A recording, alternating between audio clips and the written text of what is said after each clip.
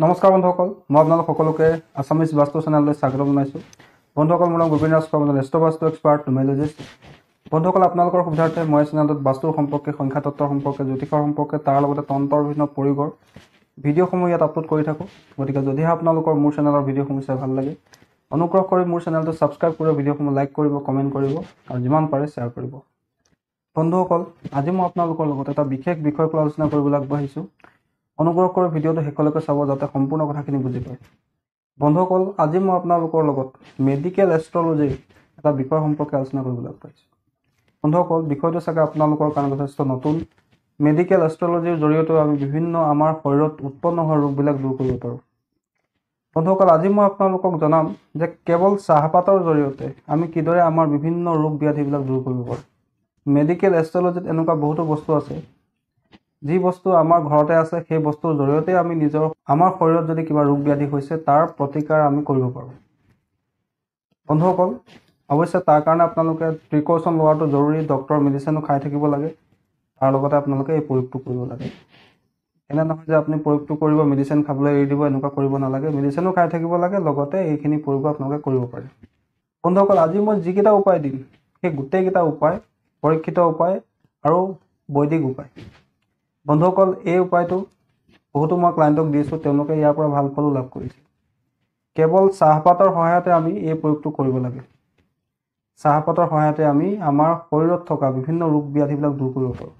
চাহপাতক ৰাহুৰ কাৰকত্ব বস্তু বুলি কোৱা হৈছে, অৰ্থাৎ চাহপাত ৰাহুৰ আণ্ডাৰত আহে। গতিকে আমাৰ শৰীৰত বেছিভাগ যিবোৰ ৰোগ হয় সেইবিলাক ৰাহুৰ কাৰণেই হয়।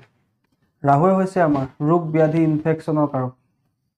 ৰাহু হৈছে আমাৰ দীৰ্ঘদিনীয়া ৰোগৰ কাৰক। ৰাহু হৈছে আমাৰ দুখ, টেনশ্যন, কষ্ট। বন্ধুসকল, গতিকে কেৱল চাহপাতৰ সহায়ত ৰাহুৰ উপায়ৰ জৰিয়তে আমি শৰীৰৰ বিভিন্ন ৰোগ ব্যাধি এই সৰু সৰু উপায়ৰ মাধ্যমেৰে দূৰ কৰিব পাৰোঁ। বন্ধুসকল, প্ৰথমে আলোচনা কৰি লোৱা হওক হাড় ভঙা আৰু এক্সিডেণ্ট। বন্ধুসকল, ধৰি লওক কোনো ব্যক্তিৰ যদি কিবা কাৰণে হাড় ভাগি যায়, ক'ৰবাত পৰি হওক, এক্সিডেণ্ট হৈ হওক, তেন্তে সেই হাড় ভঙা যোৰা লগাবৰ কাৰণে বিভিন্ন মেডিচিন আছে, সেইখিনিতো লোৱা হয়। যদি কিবা কাৰণে মেডিচিন লোৱাৰ পিছতো, বিভিন্ন ট্ৰিটমেণ্ট কৰাৰ পিছতো তেওঁলোকৰ সেই সমস্যা দূৰ নহয়, তেওঁলোকে এটা সৰু উপায় কৰিব লাগে। ডক্টৰৰ ট্ৰিটমেণ্টটো কৰিবই লাগে, মেডিচিনো খাব লাগে। তাৰ লগতে আপোনালোকে ভাগি যোৱা হাড় যোৰা লাগিবৰ কাৰণে, সোনকালে ৰিকভাৰী হ'বৰ কাৰণে কি কৰিব লাগে? এক টুকুৰা ৰঙা কাপোৰ ল'ব লাগে, সৰু ৰঙা কাপোৰ এডোখৰ ল'ব লাগে। তাত 1 চামুচ, বেছি নহয়, মাত্ৰ 1 চামুচ দাইল মিলাব লাগে। দাইল, যিটো মচুৰ দালি হয়, সেই মচুৰ দালি 1 চামুচ সেই ৰঙা কাপোৰখনত দিয়ে। তাত কেইটামান চাহপাত দিব লাগে, 1 চুটকি, তাতকৈ বেছি নহয়। ইমানকণ চাহ আপুনি তাত দিব লাগে। দি তাৰ এটা টোপোলা বনাই গেছত জ্বলাব লাগে। জ্বলোৱাৰ পিছত যিখিনি ছাই থাকিব, সেই ছাইখিনি নি পেলাই টয়লেটৰ যিটো চিট থাকে তাত পেলাই ফ্লাছ কৰি দিব লাগে। এই প্ৰক্ৰিয়াটোকে কণ্টিনিউ কৰি যাব লাগে যেতিয়ালৈকে আপোনাৰ এই হাড়ৰ সমস্যাটো দূৰ নহয়।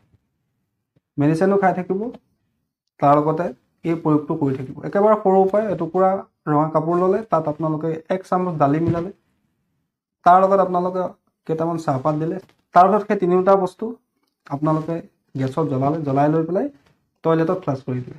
বছ এইটো উপায়কে আপোনালোকে কণ্টিনিউ কৰিব লাগিব। এনে কৰিলে আপোনালোকৰ হাড়ৰ যদি কিবা সমস্যা হয়, সেই সমস্যা দূৰ হয়। বন্ধুসকল, ৰঙা কাপোৰ হৈছে মংগল, মচুৰ দালিও মংগল, আৰু চাহপাত হৈছে ৰাহু। এই তিনিওটা গ্ৰহে যিহেতু আপোনাক সমস্যা দি আছে, সেই সমস্যা দূৰ কৰিবৰ কাৰণে আপোনালোকে এই উপায়টো কৰিব পাৰে। এই উপায় কৰিলে আপোনালোকৰ খুব কম দিনৰ ভিতৰত হাড় যোৰা লগাৰ যদি কিবা সমস্যা আছে, হাড়ৰ লগত জড়িত কিবা সমস্যা আছে, আৰ্থৰাইটিছ আছে, আপোনাৰ বাৰে বাৰে আপোনাৰ এক্সিডেণ্ট হৈছে, এই ক্ষেত্ৰতো আপোনালোকে এই প্ৰয়োগটোকে কৰিব লাগে। বন্ধুসকল, বহুতৰে লিভাৰ প্ৰব্লেম হয়, কাৰোবাৰ মদ্যপান কৰাৰ কাৰণে লিভাৰ বেয়া হৈ যায়, লিভাৰ দুৰ্বল হৈ যায়, লিভাৰ চাইৰচিছ হৈ যায়, লিভাৰ ডেমেজ হৈ যায়, কাৰোবাৰ ফেটি লিভাৰ হৈ যায়। অৰ্থাৎ লিভাৰৰ লগত জড়িত যিকোনো ধৰণৰ সমস্যা যদি আপোনাৰ হয়, তেন্তে সেই সমস্যা দূৰ কৰিবৰ কাৰণে আপোনালোকে মেডিচিন খোৱাৰ লগতে মেডিকেল এষ্ট্ৰলজি এটা সৰু উপায় কৰিব পাৰে। কি উপায় কৰিব লাগে বন্ধুসকল? আপোনালোকে ব্ৰাউন কালাৰ কাপোৰ এখন ল'ব, ব্ৰাউন কালাৰ অকণমান কাপোৰ এডোখৰ আপোনালোকে ল'ব।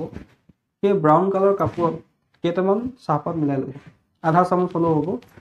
সেই দুইটা বস্তু আপোনালোকে গেছত জ্বলাব। সেই ব্ৰাউন কালাৰ কাপোৰখন, তাৰ লগতে আধা চামুচ চাহপাত, এই দুইটা বস্তু আপোনালোকে জ্বলাব। জ্বলাই লৈ তাৰ ছাইখিনি নি পেলাই টয়লেট চিটত পাছ কৰি দিব। আৰু একেটা উপায়কে আপোনালোকে কণ্টিনিউ কৰিবলৈ ল'ব। যেতিয়ালৈকে আপোনাৰ লিভাৰৰ সমস্যা ঠিক হৈ থাকে। মেডিচিন খোৱাৰ লগতে আপোনালোকে এইটো উপায় কৰি চাওক, একদম পৰীক্ষিত উপায় আপোনালোকে কৰি চাব, নিশ্চয় ইয়াৰ পৰা আপোনালোকে সোনকালে ভাল ৰিজাল্ট পাব। লিভাৰৰ যিকোনো সমস্যাৰ কাৰণে এই উপায়কেইটা যথেষ্ট কাম দিয়ে। লিভাৰৰ সমস্যাৰ কাৰণে এই উপায়টো অত্যন্ত চমৎকাৰী উপায়। বন্ধুসকল, তাৰোপৰি যদি আমাৰ শৰীৰত যিকোনো ধৰণৰ ৰোগ হয়, যিটো ৰোগ আমি সাধাৰণতে চিনি নাপাওঁ, ৰহস্যজনক ৰোগ হয়, যিটো ৰোগৰ কাৰণে আমাৰ শৰীৰ লাহে লাহে শুকাই যাবলৈ ধৰে, ডক্তৰেও সেই বেমাৰ ধৰিব নোৱাৰে, সেই ক্ষেত্ৰত আমি এটা অত্যন্ত সহজ উপায় কৰিব পাৰোঁ। কি কৰিব লাগে?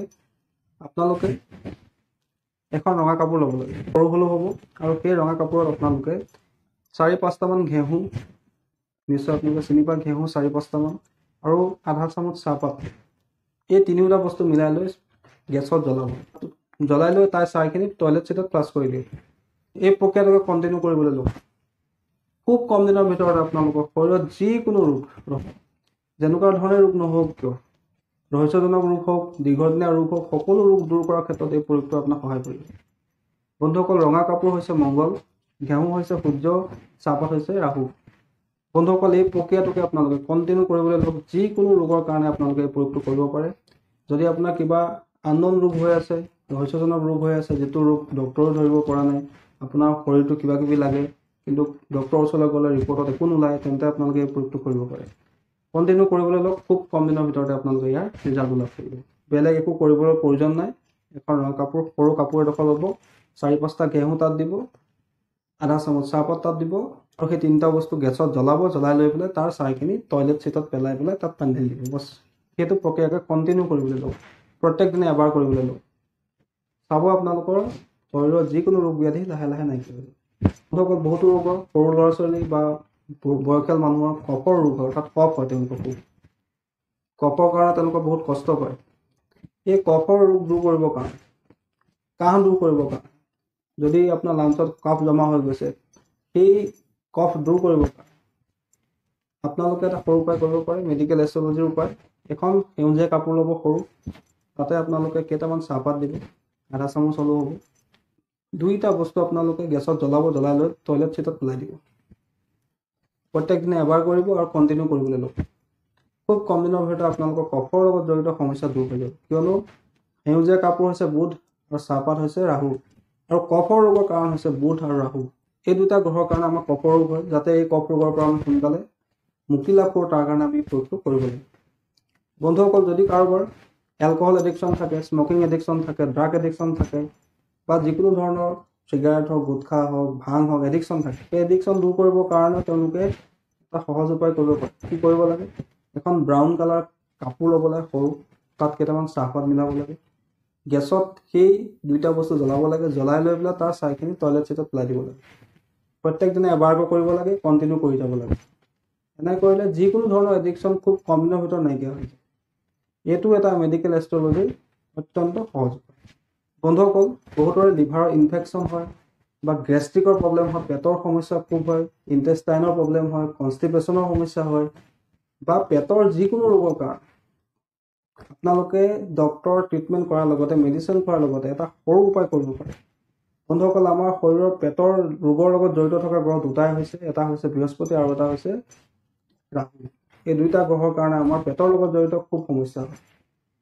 গেষ্ট্ৰিকৰ সমস্যা, কাৰোবাৰ ইণ্টেষ্টাইনৰ সমস্যা, গ'ল্ড ব্লাডাৰৰ সমস্যা, কনষ্টিপেশ্যনৰ সমস্যা, এই দুইটা গ্ৰহৰ কাৰণে। গতিকে আমাৰ লিভাৰ ইনফেকশ্যন বা পেটৰ লগত জড়িত যিকোনো ৰোগ দূৰ কৰিবৰ কাৰণে আমি এটা সৰু উপায় কৰিব লাগে। মেডিচিন খোৱাৰ লগতে প্ৰত্যেক দিনে এটুকুৰা হালধীয়া কাপোৰ ল'ব লাগে, তাত আধা চামুচমান চাহপাত মিলাব লাগে, আৰু মিলাই লৈ সেই দুইটা বস্তু গেছত জ্বলাব লাগে। জ্বলাই লৈ সেই ছাইখিনি নি টয়লেট ছিটত ফ্লাছ কৰি দিব। প্ৰত্যেক দিনে এবাৰকৈ কৰিব লাগে আৰু কণ্টিনিউ কৰি যাব লাগে। সৰু এটুকুৰা হালধীয়া কাপোৰ ল'ব লাগে, তাত আধা চামুচমান চাহপাত মিলাব লাগে, মিলাই লৈ গেছত জ্বলাব লাগে বা জুইত জ্বলাব লাগে। জ্বলাই লৈ তাৰ ছাইখিনি নি টয়লেট ছিটত পেলাই পানী ঢালি দিব লাগে, ফ্লাছ কৰি উঠাই দিব লাগে, আৰু এই উপায়টোকে কণ্টিনিউ কৰি যাব লাগে। এনে কৰিলে লিভাৰৰ লগত জড়িত যিকোনো ইনফেকশ্যন, ফেটি লিভাৰ, পেটৰ লগত জড়িত যিকোনো ৰোগ সোনকালে দূৰ হয়। বন্ধুসকল, তাৰোপৰি বহুতো ছোৱালীৰ মাহেকীয়াৰ সময়ত পেটৰ সমস্যা হয়, পেটৰ বিষ হয়, বা তেওঁলোকৰ মাহেকীয়া অনিয়ম হয়, কেতিয়াবা ৰক্তচাপ বেছিকৈ হয়, কেতিয়াবা কমকৈ হয়, অৰ্থাৎ মাহেকীয়াত অনিয়মৰ সমস্যা হৈ থাকে। এই সমস্যা দূৰ কৰিবৰ কাৰণে তেওঁলোকে মেডিচিন খোৱাৰ লগতে আৰু এটা উপায় কৰিব পাৰে। বন্ধুসকল, মাহেকীয়াৰ সমস্যাৰ কাৰণ হৈছে দুটা গ্ৰহ, মংগল আৰু ৰাহু। এই দুটা গ্ৰহৰ কাৰণে আমাৰ মাহেকীয়াৰ সমস্যা হয়। এই সমস্যা দূৰ কৰিবৰ কাৰণে কি কৰিব লাগে? এখন সৰু ৰঙা কাপোৰ ল'ব লাগে, তাত আধা চামুচ চাহপাত মিলাব লাগে, মিলাই লৈ জ্বলাব লাগে। গেছতে হওক জুইতে হওক জ্বলাব লাগে, জ্বলাই লৈ তাৰ ছাইখিনি টয়লেট ছিটত পেলাই পানী ঢালি দিব লাগে, প্লাছ কৰি দিব লাগে। আৰু এইটো উপায়কে কণ্টিনিউ কৰিব লাগে যেতিয়ালৈকে আপোনাৰ এই মাহেকীয়াৰ সমস্যা দূৰ হৈ নাযায়। আৰু বিশেষকৈ যদি কাৰোবাৰ মাহেকীয়াৰ সময়ত বহুত বেছিকৈ পেট বিষায় বা তেওঁলোকৰ অধিক ৰক্তচাপ হয়, তেওঁলোকে এই উপায়টো দিনত 3 বাৰ কৰি দিয়ক। ইয়াৰ পৰা তেওঁলোকে ভাল ফল লাভ কৰিব। খুব কম সময়ৰ ভিতৰতে লাভ কৰিব, কিন্তু প্ৰয়োগটো কৰোঁতে নিজে কৰিব, তেওঁলোকৰ হতুৱাই প্ৰয়োগটো নকৰিব। তেতিয়াহে এই প্ৰয়োগে আপোনাক কামত দিব। বন্ধুসকল, বহুতৰ স্কিনৰ সমস্যা হয়, স্কিন শুকাই যায়, কাৰোবাৰ চাইৰচিছ হয়, স্কিনত ক'লা দাগ পৰে, কাৰোবাৰ স্কিনত বগা দাগ পৰে, বিভিন্ন ধৰণৰ স্কিনৰ ডিজিজ হয়। এই স্কিন ডিজিজ দূৰ কৰিবৰ কাৰণে মেডিকেল এষ্ট্ৰলজিৰ এটা সহজ উপায় আছে। কি উপায় আছে বন্ধুসকল? স্কিন ৰোগৰ কাৰক হৈছে দুটা গ্ৰহ, এটা হৈছে শুক্ৰ, আন এটা হৈছে ৰাহু। ৰাহু হৈছে ইনফেকশ্যন, শুক্ৰ হৈছে আমাৰ স্কিন। বন্ধুসকল, এতিয়া যদি আমাৰ স্কিনৰ ৰোগ হৈ থাকে, পিম্পলছ হয়, আমাৰ একনি হয়, ক'লা দাগ পৰে বা যিকোনো ধৰণৰ আমাৰ স্কিন সমস্যা হয়, তেন্তে আমি কি কৰিব লাগে? এখন ফেঞ্চি কাপোৰ ল'ব লাগে, অৰ্থাৎ মখমলৰ কাপোৰ এডোখৰ ল'ব লাগে, সৰু হ'লেও কোনো আপত্তি নাই। সেই মখমলৰ কাপোৰৰ ওপৰত কেইটামান চাহপাত দিব লাগে। তাৰপিছতে সেই দুইটা বস্তু গেছতে বা জুইতে জ্বলাব লাগে, জ্বলাই লৈ তাৰ ছাইখিনি নি টয়লেট ছিটত পেলাই প্লাছ কৰি দিব লাগে। আৰু এই উপায়টোকে প্ৰত্যেক দিনে বাৰটো কৰিব লাগে, কণ্টিনিউ কৰিব লাগে, যেতিয়ালৈকে আমাৰ স্কিনৰ সমস্যা সম্পূৰ্ণৰূপে ঠিক হৈ নাযায়। বন্ধুসকল, এই গোটেইকেইটা উপায়, চাহপাতৰ লগত জড়িত যিকেইটা উপায় মই আপোনালোকক দিলোঁ, গোটেইকেইটা পৰীক্ষিত উপায়, মেডিকেল এষ্ট্ৰলজিৰ উপায় আপোনালোকে কৰি চাব। নিশ্চয় ইয়াৰ পৰা আপোনালোকে ভাল ফল লাভ কৰিব। যদি ডক্টৰৰ ট্ৰিটমেণ্ট কৰি আছে, কৰিব পাৰে, মেডিচিন খাই আছে, খাই থাকক। তাৰ লগতে স্পীড ৰিকভাৰীৰ কাৰণে, অৰ্থাৎ সোনকালে আপোনালোকে আৰোগ্য লাভৰ কাৰণে মেডিচিন খোৱাৰ লগতে এইকেইটা উপায় আপোনালোকে কৰিব পাৰে। বন্ধুসকল, আশা কৰিছোঁ আজি আপোনালোকৰ এই চাহপাতৰ জৰিয়তে আমাৰ যিকোনো ৰোগ দূৰ কৰিব পাৰে এই মেডিকেল এষ্ট্ৰলজিৰ উপায়কেইটা সম্পৰ্কে জানি ভাল লাগিলে। যদি ভাল লাগিলে অনুগ্ৰহ কৰি ভিডিঅ'টো লাইক কৰি দিব, কমেণ্ট কৰিব, যিমান পাৰে শ্বেয়াৰ কৰিব। ধন্যবাদ।